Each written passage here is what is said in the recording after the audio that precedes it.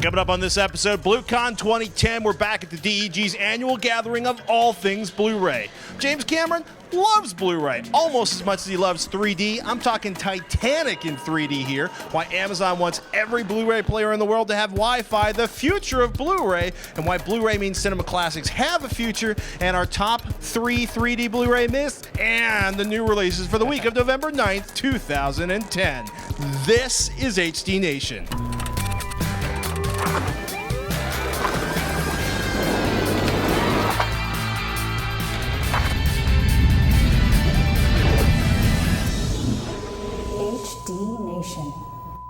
Today's episode of HD Nation is brought to you by the Digital Entertainment Group and BlueCon 2010.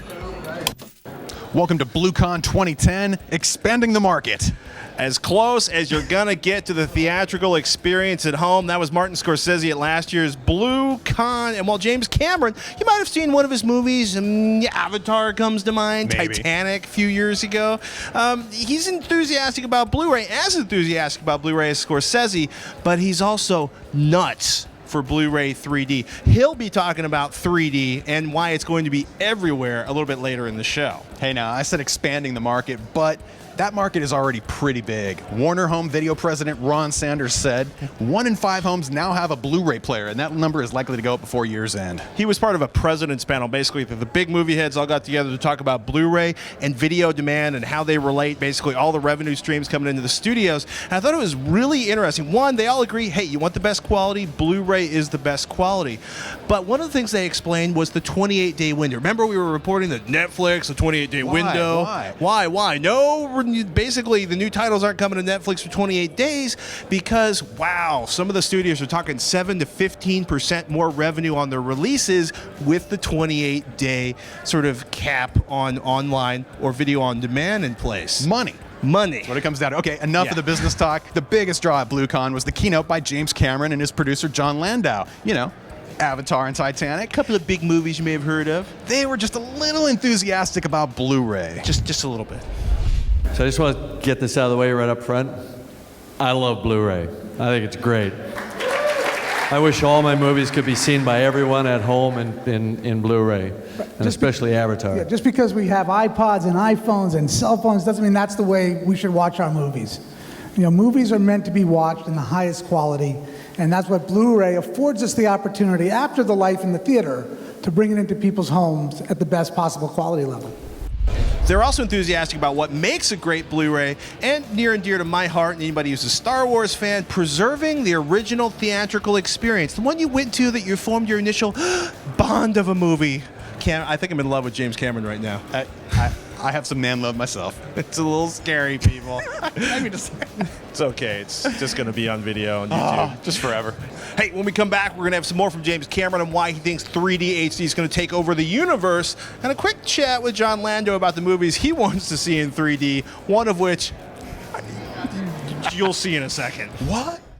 We're here at BlueCon, presented by DEG. That's the Digital Entertainment Group. It's a Los Angeles-based industry-funded nonprofit corporation that advocates and promotes the many consumer benefits associated with various home entertainment products, including both physical and digital media on a variety of platforms. The DEG also helps provide information and perspective about the home entertainment industry and offers a forum for member companies to engage in ongoing discussions concerning various opportunities related to promoting established categories, evaluating and discussing new entertainment platforms, and investigating supply chains efficiencies. Check out more at their website, dvdinformation.com. Hey, you thought James Cameron, the director of Titanic and Avatar, is enthusiastic about Blu-ray? Well, wait till you hear him talk about 3D. Do you see 3D as just Hollywood's flavor of the month, or will it have a longevity and viability in cinema and home entertainment? I think we're way past that. You know, it's almost, you know, kind of a waste of time to even answer that question because we know the answer. 3D's here and it's here to stay, and that's been pretty resoundingly demonstrated over the last couple of years. You know, this is not a flirtation. When 3D first came out in 1950 or 51, there were a spate of titles over a period of literally about a year And then it vanished. And it vanished for a lot of technical reasons, just the way it was, they had a lot of quality issues in the field with projecting 3D. And, this is different. This is a renaissance, and it's going to continue indefinitely. It's going to come into the home. I think it'll be, the amount of content that we have as 3D movies is not going to drive the home video as much as the conversion to live broadcast and episodic and things like that. And so, you have various broadcasters like Direct and B-Sky and people like that who are actively getting into 3D. Some of the other networks are looking at it. They haven't jumped in yet. Discovery Channel are doing a 3D channel. So it's a bit like the HD launch. HD wasn't a flirtation. It's now pretty ubiquitous. And 3D is going to be exactly the same. There's a lot of myths around 3D, and there's this idea that you can go back in and you can play with convergence after the fact, and you can affect how much things come out of the screen. The reality is there's no screen. The way the mind, I believe, the way the viewer watches 3D is they don't think of it as a screen. They think of it as a window. And if you're looking at something that's relatively close in an image, let's say it's a shot of Neytiri in a head and shoulders shot, well, that's the equivalent socially of being 5-6 feet away from somebody. So your belief system that's happening subconsciously while you're watching, whether it's on a 50-inch plasma or a 50-foot projection, is that there's a window. And that window, it has to, because the way windows work is we look through them to something. If that something is 5 feet away, the window is closer. That's how our brain works. Now, there's a paradox there, because the window in a movie theater isn't closer. The window's much farther away. A window might be 30, 40, 50 feet away.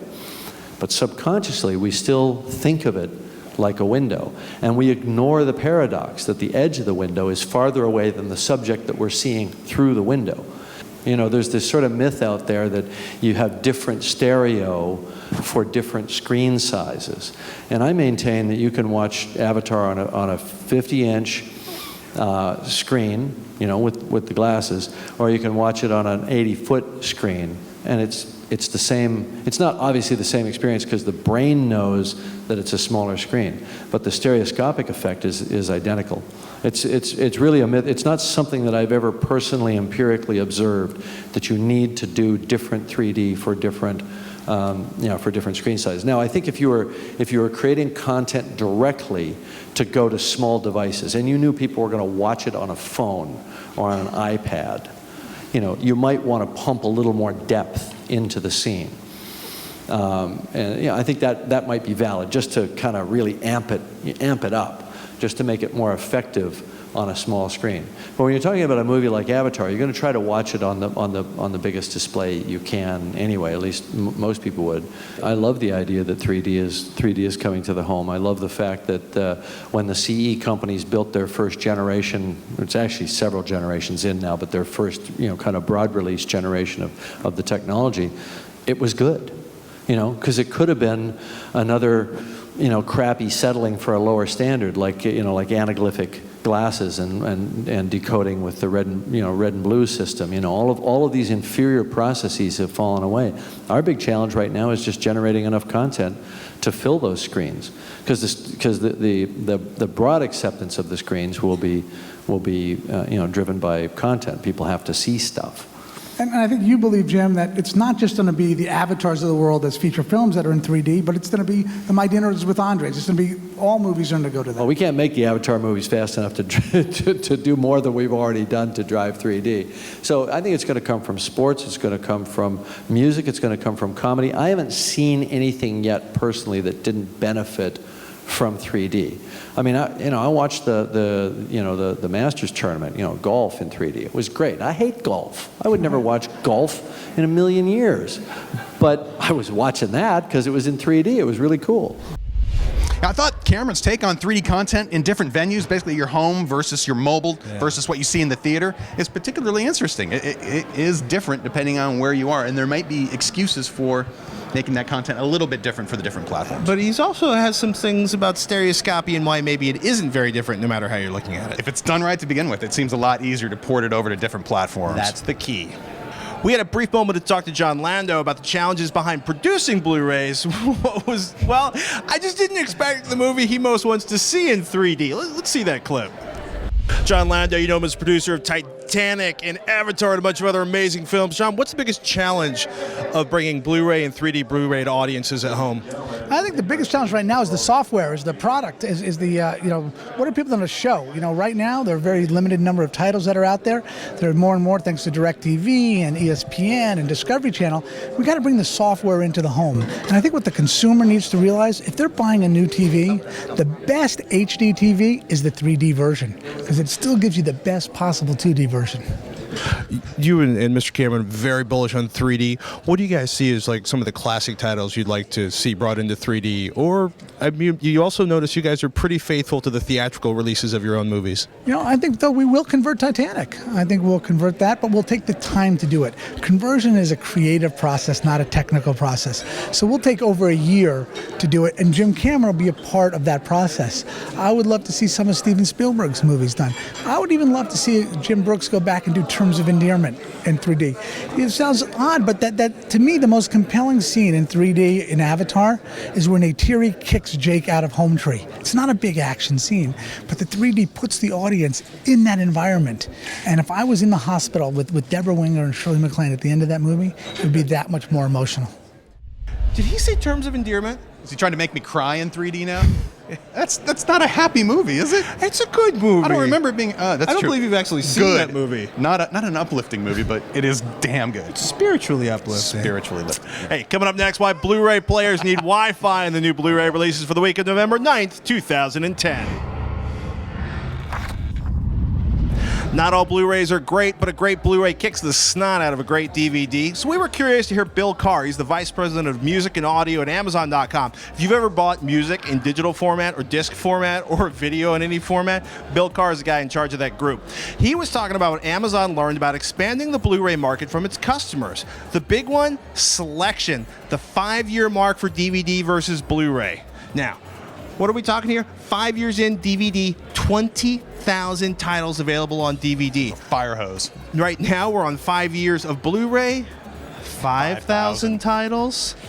Seems kind of anemic. Yeah, and he's basically saying more selection will breed more purchases. He also talked about how price premiums affect Blu-ray sales. Basically, if people can get a Blu-ray for the price of a DVD, what do? Almost 90% likely to buy that disc. However, if the price even goes up by $5 more than the DVD, then it's closer to about 75%. And if it's $10 more, it was less than half of the sales that could have gone to a Blu-ray disc will go back to DVD. So we need cheaper Blu-rays. Price is important. Affordably priced Blu-rays are important, especially when you compare it to the DVD out there. You know what else turns out to be important? No.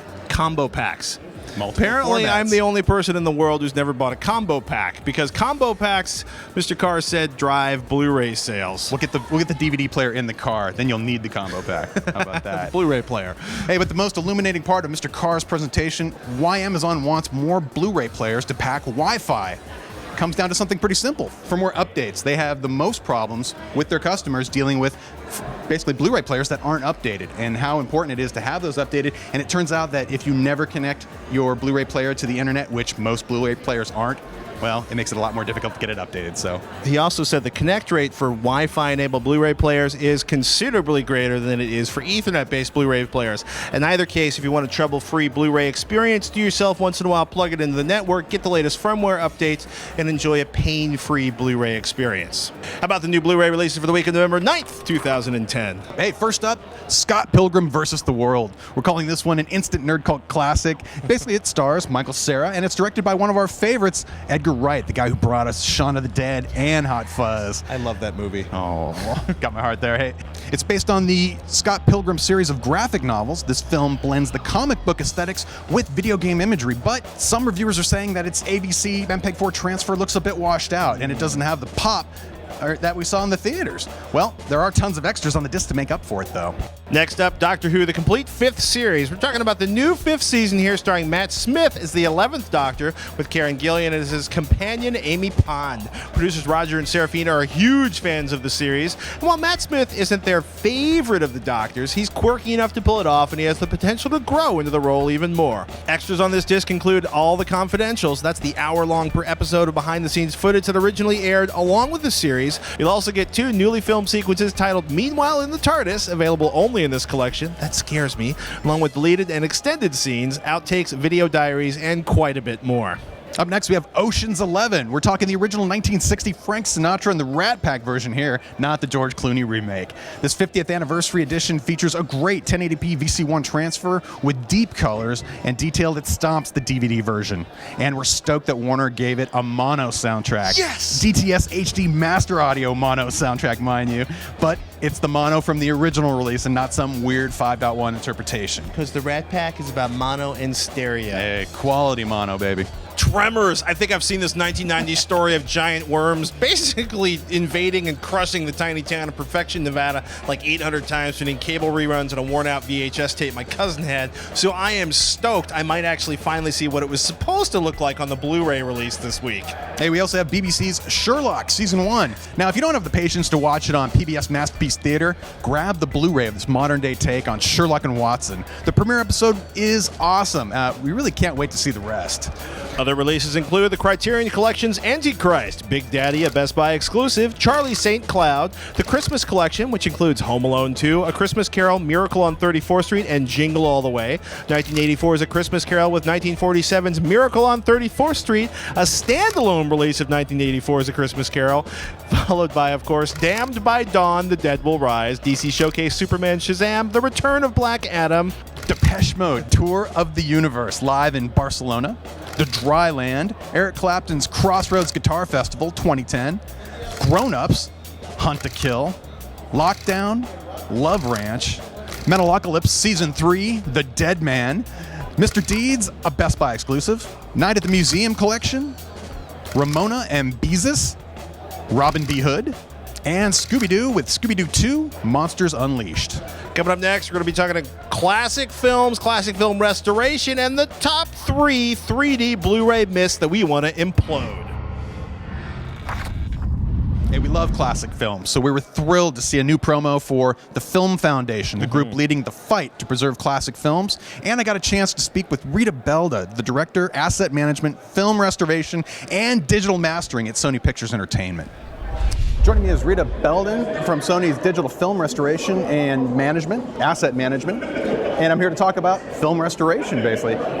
First, I got to say, spectacular job on Bridge over the River Kwai.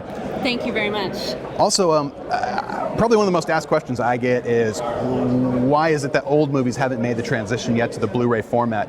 What are some of the challenges in bringing old content to a new format like Blu-ray? Well, films that are older definitely have more issues in terms of restoration.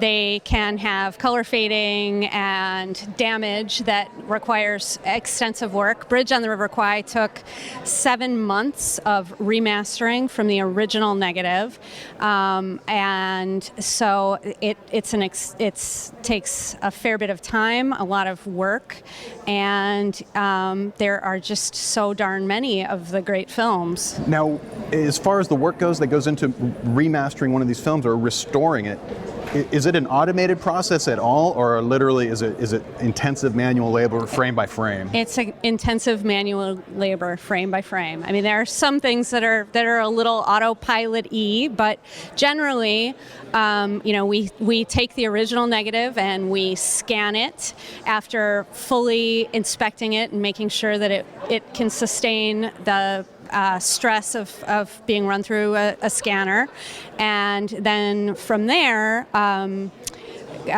we do the color correction and all of the individual dirt cleanup for each piece of dirt. We do that all by using digital technology. Now, are you creating basically a version of the original to be as close to the original experience as possible, or is it something more that don't know, maybe like 16:9 format just for the Blu-ray disc or something. Oh, no, absolutely. Our goal is to create something that is as close to the original as possible, but also will work in, the format so that consumers at home, in their great home theaters, can sit down and watch Bridge on the River Kwai and feel like they are seeing it in a theater, just as people did in 1956. Is one of the main obstacles to bringing classic content to Blu-ray the arduous process of doing this restoration? And is it preservation as well in restoration? Yes, it's preservation and it is restoration, and it is an arduous process. And in order to really bring out the original qualities of the films as they were, originally released, it does take quite a lot of time and research, as well as money, to present these films on Blu-ray in the best possible format. And how are the decisions made in terms of how the movie should look? Like how much film grain should be left in, or how should it look in terms of colorization and things like that? What reference do you go off of? We have prints in the library from the time, from years back from the original releases, and we look at those.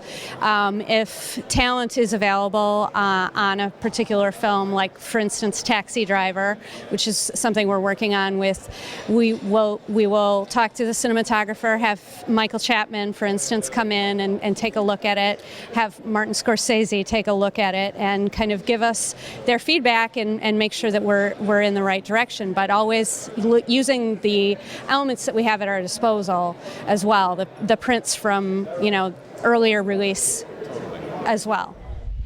We're running out of time here at the Beverly Hilton, so we want to say thank you once again to the Digital Entertainment Group and BlueCon 2010 for having us. Oh yeah. Time to fire up on the top 3 3D Blu-ray myths. Let's just blow them up once and for all. True and false. Okay. So you can only watch 3D movies on a 3D HDTV or 3D Blu-ray player. No. Yes. That is false. That is correct. That is false. wait. Look, here's what's going to happen. You're going to buy an HDTV next year, and it's going to have 3D. You're not going to be able to buy a 2D HDTV next year unless you're buying it on Craigslist. 3D is 2D compatible. Don't be confused. 3D is 2D, but if you want to watch 3D movies, buy a 3D movie, great, but you're going to need a 3D HDTV, a 3D compatible Blu-ray player, or a PS3 player. Totally. And the magic glasses. Magic glasses, and it has to be connected properly. HDMI, people. Hey, number 2. The glasses are going away soon. True or false? False. No matter how many announcements Toshiba releases and how many amazing 21-inch sit 19 inches in front of it and you can kind of see 3D, the glasses are here for probably, I think James Cameron said 8 to 10 years. I think maybe, though, in James Cameron's world, he's probably getting that technology in about 5 years. He probably has it now, dude. In in his secret undersea laboratory where he shoots the 3D movies of turtles. Do we have an excuse to go over to his house? Is there any way we can make that happen? He'll never let us in his house. But for the rest of us, we're waiting at least 5 years, so. Myth number 3. Movies are the only 3D Blu-ray content and the only 3D content whatsoever. False. Sports, people. Broadcast in James general. Cameron was all about I hate golf, but I watch the Masters in 3D, right? There you go. We've got football coming out. We've had baseball coming out. We've had the World Cup was in 3D. A lot of people think 3D's big driver is going to be sports. And if Mr. Cameron's correct, 3D episodal content is going to be showing up from all the networks as soon as he can build enough cameras to rent to them so they can shoot all the content. Oh, not only is he one of the pioneers of the field of 3D video production and movie making, but he's also the guy building most of the cameras in use today. Thank goodness this gentleman's around, keeping us all going. Or at least keeping us all on the pushing edge. this Blu-ray format with 3D technology. I like that thought. Look, that's it for this episode of HD Nation. I'm Patrick Norton. And I'm Robert Heron. Remember to email us hdnation@revision3.com. We've got a regular episode coming up next week, so we want to hear your questions, and we're going to have that Vizio 55-inch HD TV you've all been asking about. The LED, baby. Bluetooth built in, Wi-Fi built in. Not a bad set. Is that it from our trip to Beverly Hills? Well, we got to go back to the airport. Oh, no. But that's not too bad. It shouldn't be more than 4 hours. As long It's as only the 12 TSA's miles. kind. We'll see you next week.